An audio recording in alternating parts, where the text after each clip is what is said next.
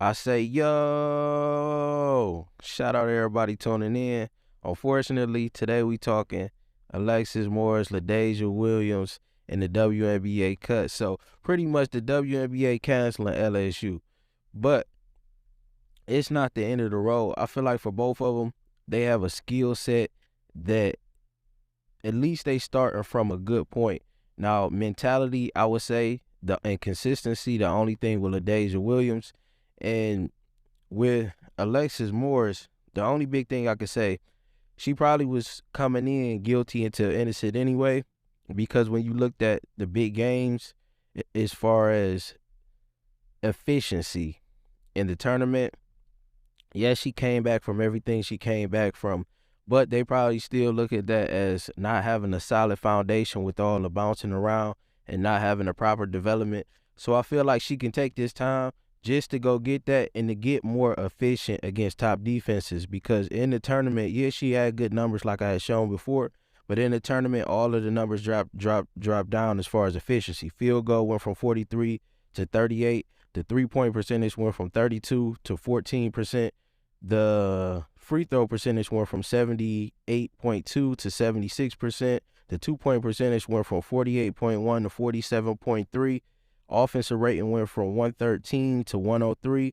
And the defensive rating went from 83 to 91. So pretty much, and the player efficiency rating went from 22.4 to 18. So pretty much if I'm her, I'm just focusing on getting more efficient against tougher defenses. It's not impossible, especially with her mentality.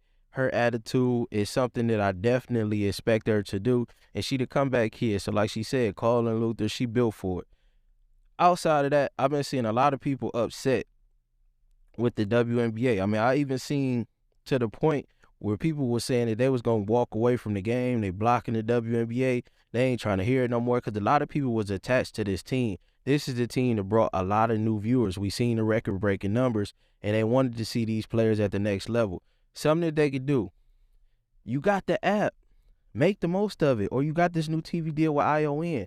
Next season, give us that Hard Knock style show, like I've been saying, so that we can see the process, what they're going through. And even, like, say somebody new that came into the culture and they was watching women's basketball, wanted to buy in and wanted to follow these players over to the WNBA.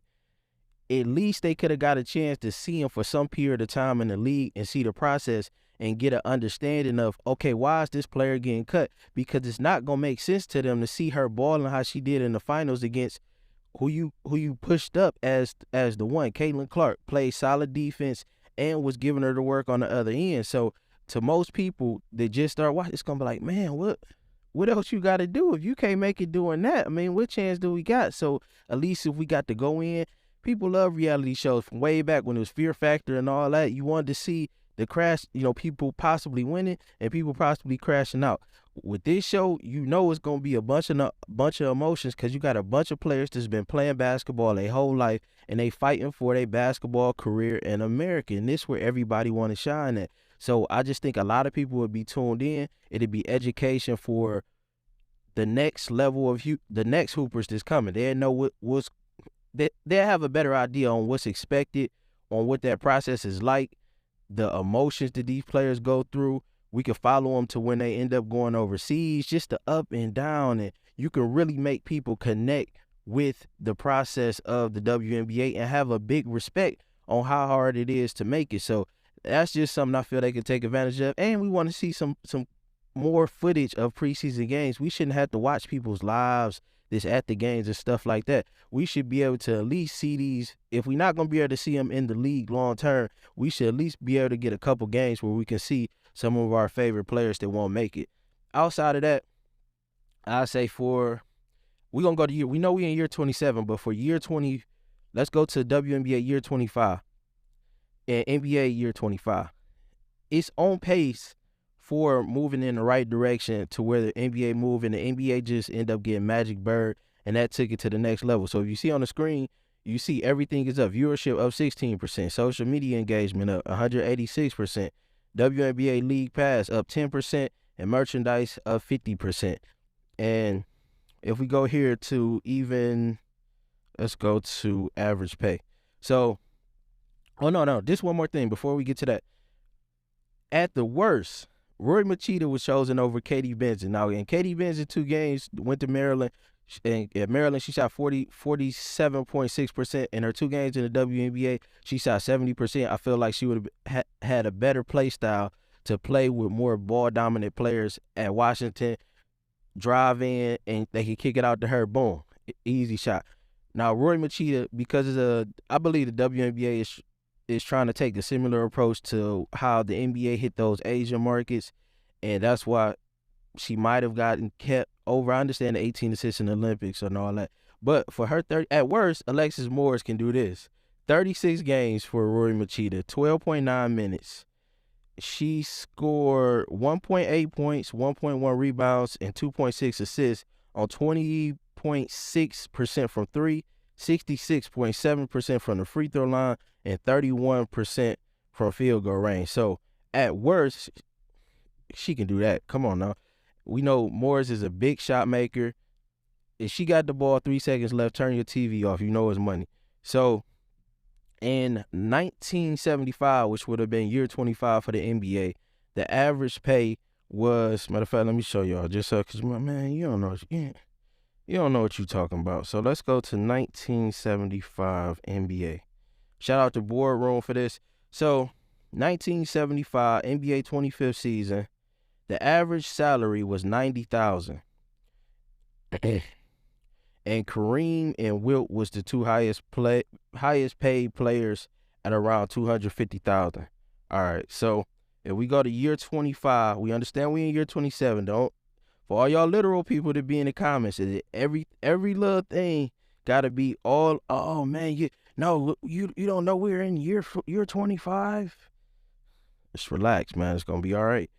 All right, so look, year 25 was the 2020-21 season. The average pay for the WNBA was $120,648, and the highest paid players were Taurasi, Jewel Lloyd, and Breanna Stewart. They was all earning $228,094. So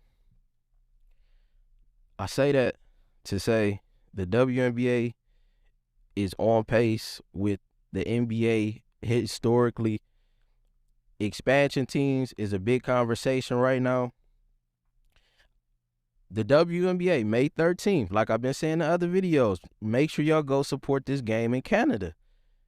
It's going to be the Lynx versus Chicago. It's the first preseason game outside of America since 2004 when you had the Shock and the San Antonio Stars in Monterrey, Mexico, and Atlanta Dream in 2011 played in Great Britain. They got a lot of events going on. Look on the screen. You see that big WNBA sign? You can get you some free tickets. If you go out in Canada to the different locations, you sign it, you're going to be in position to get free tickets. So they got, I want to say, a couple of those around town. It's different events where you're going to be able to meet. Hold on, here go the event list. So you can sign the sculpture, May 11th, sign Toronto WNBA sculpture, 12-foot larger-than-life WNBA logo. It's a Nike customization studio Friday, May 12th, where you can go create 101 WNBA merch through Nike. You're going to be able to meet players from Dana Evans, Rebecca Gardner, who else out there? The Canadian Tree. It's just a bunch of events. So they really plushing it out. The fans out in Canada, I done seen them on Twitter. It's an all-women broadcast. So just go out there and support that. This is something that's going to help move the league forward. Matter of fact, here go the names of all the women. Megan McPeck, Amy Audibert, and Nikki Reyes. So as far as keeping more people in the league, this is something that's going to do that. So everybody just go out and support. If you in Canada, let me know if you going to the game. And yeah, shout out to everybody, man. Appreciate y'all. Keep supporting Alexis Morris. I don't think it's the end for her. I think she got a lot left. It's just a matter of tweaking a few things, and the same thing with LaDasia Williams. Y'all let me know what y'all think. WNBA in Canada, that's where the next team going. Like, that's for sure. I don't know where the other team going to be, but for sure, it's going to be another team. It's going to be another team, and it's going to be in Canada. So hopefully Drake come out, and they can get the maximum attention as possible, and it's gonna be on the league pass. That's one of the preseason games that we gonna get. So at least we get WNBA in Canada a month. It's a learning curve, and they keep me aware of that because I'm really hard on myself. I'm kind of like a perfectionist. I want to do everything right, but basketball isn't a perfect sport. You're not going to make the right plays all the time, or you're not going to make the right reads. And I appreciate my coaches and my teammates because they're making me more comfortable, and I can get out of my head a little bit and just play the game and learn. It's been really great because anytime coaches are giving you feedback, then that means they have some type of belief in you, or just having an expectation from your coaches is it's really it's a relief. Like, it's a relief. Because a lot of rookies, come in overthinking. Like, I've had nights where I'm just like, I just want to make the team, but that shouldn't be your thought process. Your thought process should be, let me come in here and ball out so that you don't have to worry about, making a roster or making a team. Just come in here and be coachable and do what you do best.